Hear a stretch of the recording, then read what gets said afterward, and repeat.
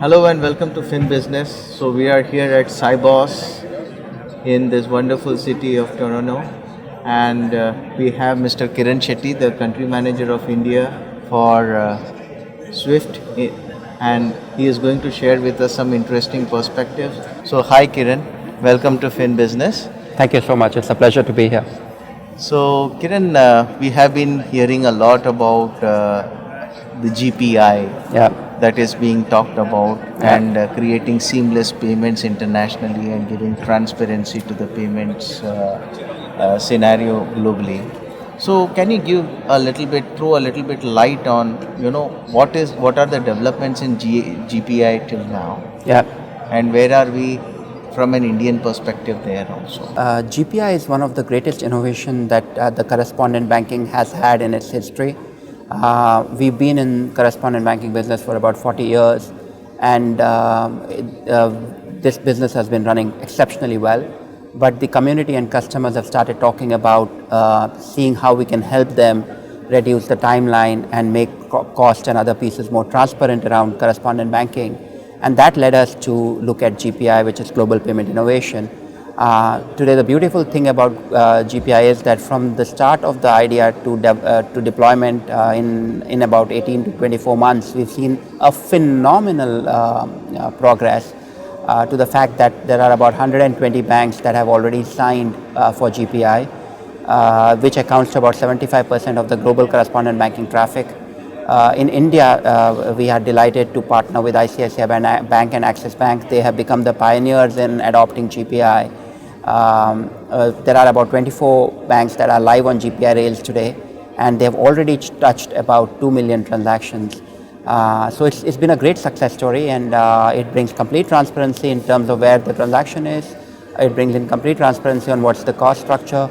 And the third element is that it also gives visibility to the client and the corporates to see how their transaction is moving. What are the kind of figures that you have seen in terms of GPI globally, and how do you estimate it to go further?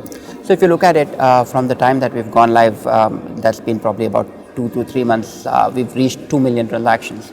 That's an exponential growth for any transaction related business. I see that multiplying every month and accelerating from there.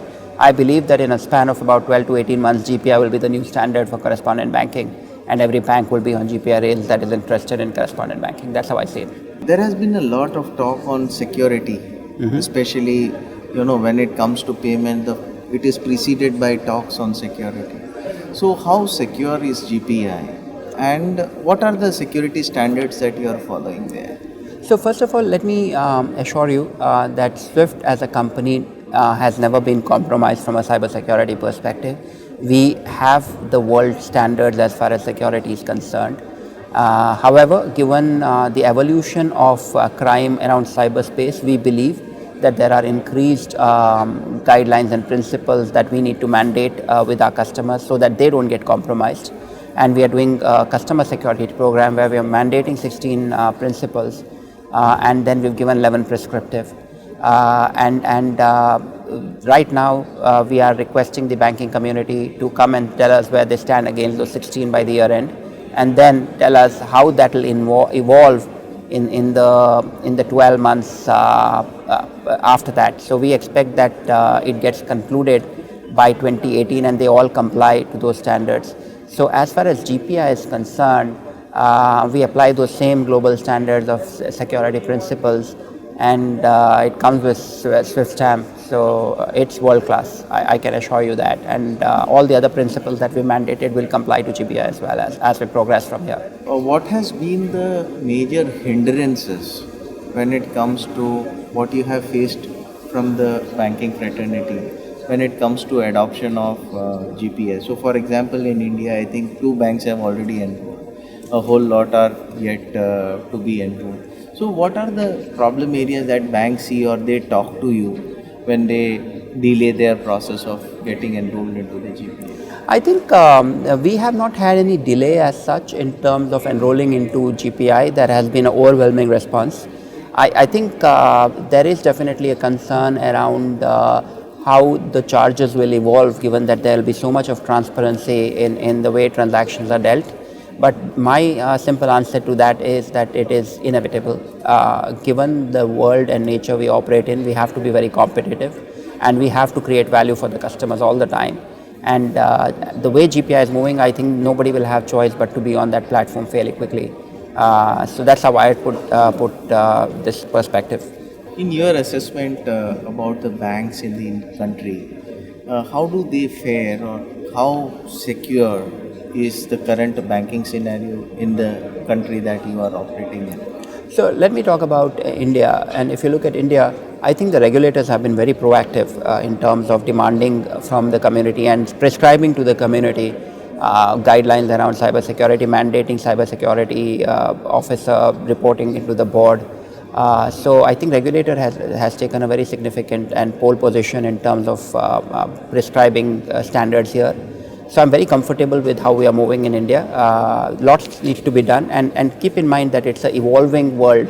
The risk will never go away; it will only intensify, and the ones that keep evolving around it will be safe, and that's what's expected in this world. So, I think from the standpoint of India Swift, which you have anyways, we have had an interesting chat also.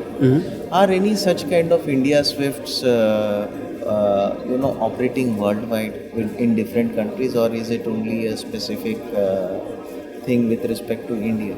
So if you look at Swift India, this is a JV, first of its kind for Swift. Swift today operates in about 212 countries and territories. We've never operated a standalone independent data center in any country. All of them have operated out of our global data centers. India is the first country where we have agreed to set up a domestic infrastructure because regulator wanted it, and we've agreed to set up a JV because regulator has wanted it. So this is first of its kind for us as a company. As far as Swift India is concerned, today I'm very proud of what we built. We've got 12 top banks in the country that are our JV partners. We have our operating centers ready. We have about 21 banks that have signed up, top 5 corporates. 2 flows are live, treasury confirmations and trade. We are now activating our securities flow, which will get live on 10th of November. We have a press conference with Bombay Stock Exchange, with whom we partnered. So I think we are in great shape, and it's going to add significant value to the economy and digitization agenda of the country in the coming few months. So I'm very excited about where we stand. Thank you very much, Kiran, for a wonderful discussion. It's my pleasure. Wish Thank you you so all much. the best. Thank you. Thank you.